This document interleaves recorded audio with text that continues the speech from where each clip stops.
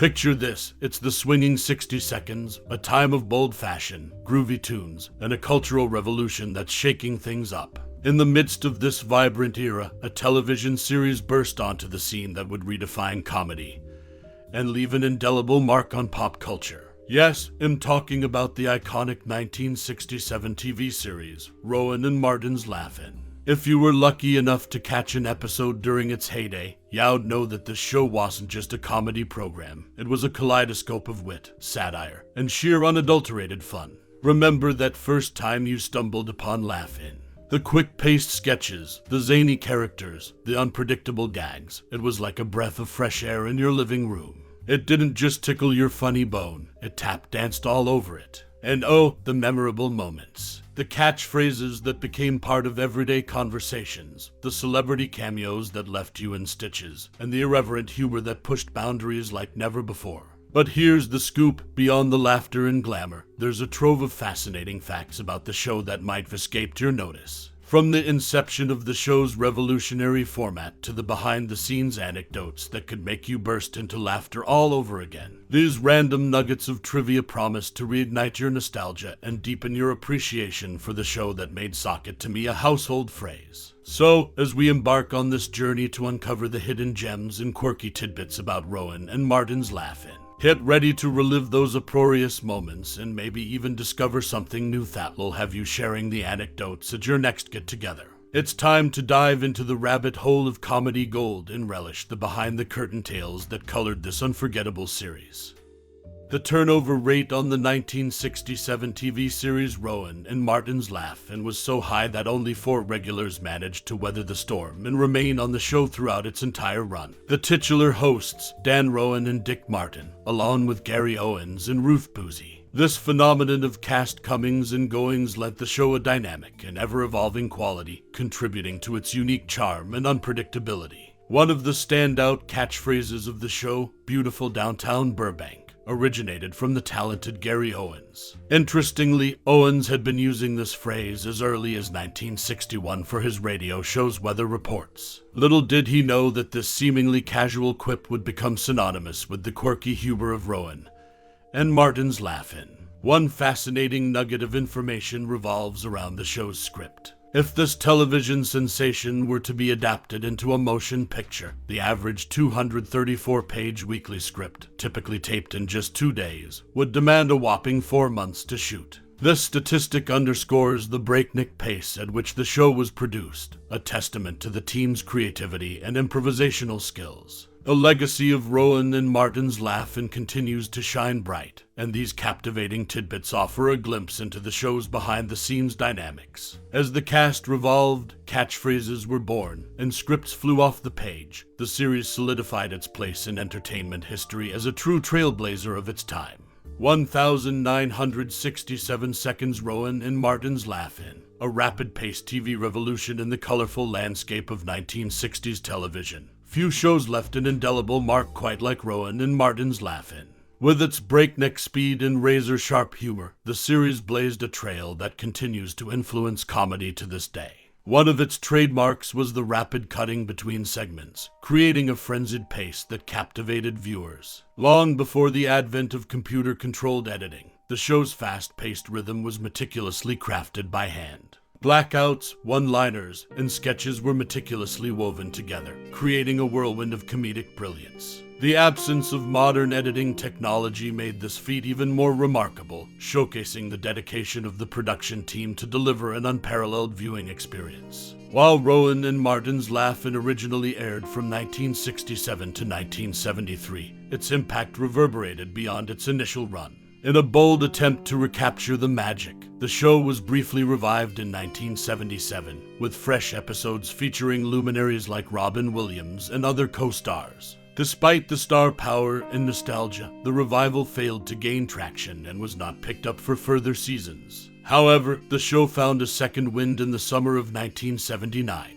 benefiting from Robin Williams' newfound fame as the star of Mork and Mindy. This move reminded audiences of the show's legacy, giving them a chance to relive its zany sketches and memorable characters. A testament to the show's enduring impact was its catchphrase "Sock it to me." This signature line became part of the cultural lexicon, solidifying its place in television history. In fact, TV Guide recognized its influence, ranking it at number 10 in its list of TV's 20 top catchphrases. Rowan and Martin's Laugh-In may have left our screens, but its legacy remains vibrant, serving as a reminder of the boundless creativity and comedic innovation that graced the television landscape of 1967 and beyond.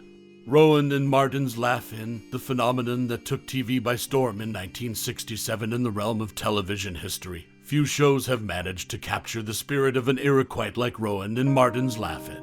Premiering as a one-time special on September 9, 1967, this comedy variety show swiftly ascended to prominence, eventually dominating the airwaves and becoming a symbol of the times. The show's remarkable trajectory can be attributed to a series of pivotal moments, including the now iconic Sock It To Me girls and the infusion of Playboy centerfold models into the lively cocktail party segment. At the heart of Rowan and Martin's Laugh-In was its penchant for innovative humor, and the Sock It To Me girls were emblematic of this audacious approach. Two groups of starlets vied for the coveted role. The first comprised Lola Falana, Joey Heatherton, and Chero, while the second featured Goldie Hawn, Judy Carne, and Teresa Graves. Ultimately, it was the latter trio that emerged victorious, bringing their unique charm and comic timing to the forefront. This selection added a distinctive edge to the show, solidifying its reputation for boundary-pushing comedy. Following its initial success, Rowan and Martin's Laugh-In earned a regular one-hour slot on Monday nights starting from January 22, 1968, supplanting the previously reigning The Man from U.N.C.L.E. This move marked a turning point, propelling the program to the summit of television ratings. During its first 2 full seasons, the show reigned as the unrivaled #1 program on the small screen, capturing the zeitgeist with its satirical sketches and rapid-fire gags. However, as seasons passed, the show experienced a decline in viewership. The departure of key talents seeking broader avenues in show business undoubtedly impacted its trajectory.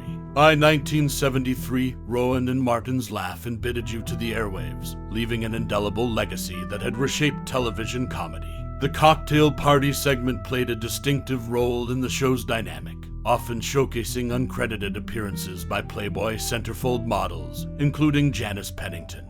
These models seamlessly integrated into the fabric of the show, often appearing as dancers or the objects of Dick Martin's humorous advances. Interestingly, Janice Pennington's appearance within this context was seamlessly connected to her centerfold photo shoot, a testament to the show's unconventional and boundary-pushing nature. Remarkably, Dick Martin's personal life intersected with the Playboy world as well, with his marriage, divorce, and remarriage to playmate Dolly Reed adding an intriguing layer to the show's history. Rowan and Martin's Laugh-In emerged as a phenomenon that encapsulated the spirit of the late 1960s and early 1970s. From its audacious humor to its infusion of Playboy glamour, the show defied conventions and left an indelible mark on television history. While its trajectory experienced shifts over the years, its legacy remains as a testament to the power of innovation and laughter in the ever-evolving world of entertainment.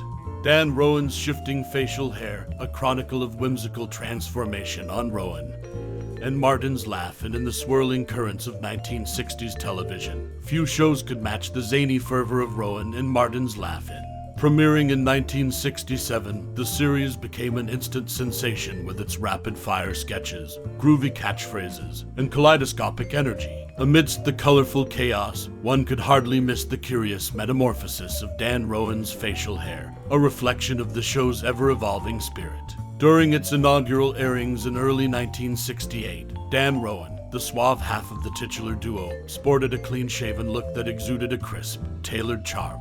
However, as the show delved deeper into its first full season, a subtle change unfurled. A shadow appeared upon Rowan's upper lip, a mustache, in full bloom. This transformation was but a harbinger of further hirsute developments. As the years waltzed on, Rowan's countenance continued to evolve. A few seasons later, a beard adorned his face, a departure from his initial clean-cut demeanor. Yet, in the true spirit of the show's penchant for reinvention, the beard's tenure was short-lived. Rowan bid adieu to the facial foliage, retaining only the mustache. that had become a part of his identity, persisting until the series' conclusion. Fast forward to a 2017 release of a Time Life DVD box set containing the complete Laugh-In series. Curiously absent were the advertising plates that once interjected the episodes. This omission cast a spotlight on a particularly whimsical facet of the show, those moments when Gary Owens, the show's memorable announcer, seamlessly wove sponsor shoutouts into the fabric of the broadcast. With the plates vanished, Owens this episode is brought to you by Proclamations took on a surreal charm. The camera lingered on him, freeze-framing his pose, a tribute to the show's eccentric and offbeat essence. In the annals of Laugh-In, unexpected connections emerge. Notably, a young Lorne Michaels and his collaborator Hart Pomerantz, both then unknown, embarked on a writing journey within the show's fold in 1968. Hailing from Toronto, they infused their creative talents into the series as it cemented its status as a regular staple. However, their stint was ephemeral, lasting but a single season. Their departure stemmed from a perceived imbalance in credit for their contributions. This departure, however, was a stepping stone. Their path led them to produce The Hart and Lorne Terrific Hour, a series of primetime specials on Canada's CBC network from 1970 to 1971.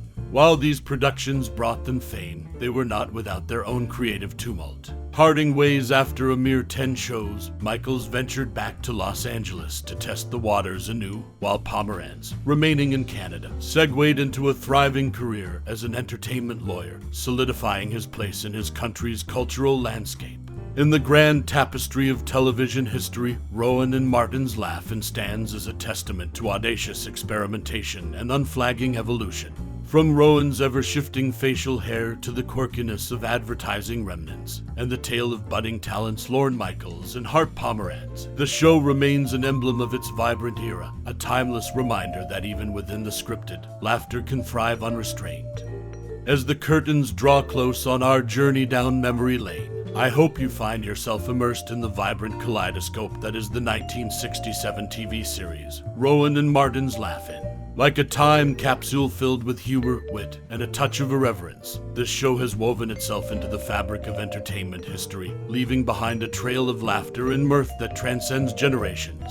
As you reflect on the zany sketches, the rapid-fire one-liners, and the unforgettable cast of characters, perhaps you'll unearth a personal connection that lies within the heart of this iconic series. Was it the infectious camaraderie that warmed your spirit, the daring satire that challenged the norm, or the sheer audacity that made you chuckle? Whatever it was, it's a testament to the show's lasting power, the way it touched lives and sparked conversations that echoed through time. Now, I invite you to share your cherished memories and thoughts about Rowan and Martin's Laugh-In. Was it a family tradition to gather around the TV, a shared laughter with friends, or a personal escape that brightened even the gloomiest days? Your story adds to the rich tapestry of this show's legacy, reminding us all of the universal language of humor and the bonds it forges. As the spotlight dims on this homage to humor, I extend my gratitude to you for embarking on this journey with me. Your time and interest have been cherished, just as the memories of Rowan and Martin's Laugh-In are cherished by so many. So, keep those memories alive and share them with a world that could always use a good laugh. Until we meet again, keep smiling and reminiscing, for in those moments, the spirit of Laugh-In lives on, with laughter and gratitude.